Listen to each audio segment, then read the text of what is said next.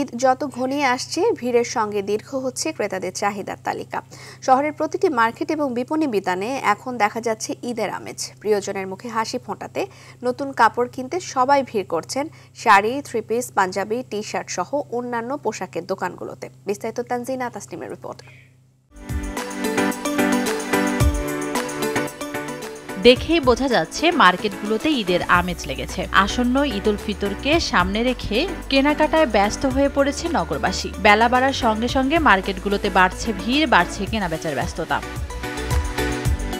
পরিবারের নানা বয়সী মানুষের চাহিদা মেটাতে ভিন্ন ভিন্ন শপিং মলে ঘোরার ঝামেলা থেকে মুক্তি পেতে ক্রেতারা ভিড় করছেন যমুনা ফিউচার পার্কে। কিনছেন পছন্দের পোশাক, কালেকশনও বেশ ভালো। সকালের প্রোগ্রামগুলোতে পাঞ্জাবি দরকার, আর বিকালের দিকে টি শার্ট দরকার। ভালো মনে হচ্ছে, যেরকম কালেকশন থাকে ওরকমই মনে হচ্ছে। তবে যে ঘুরে ঘুরে দেখার বিষয়টা তো আছে, এখনো বাকি আছে ঘোরা দেখা।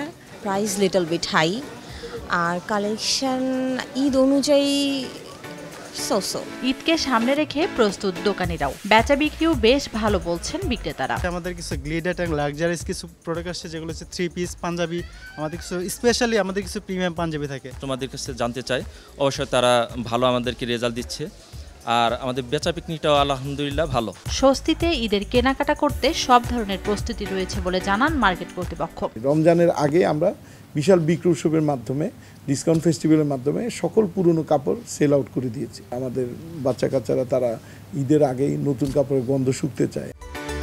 তানজিনা তাসনিম, RTV, ঢাকা।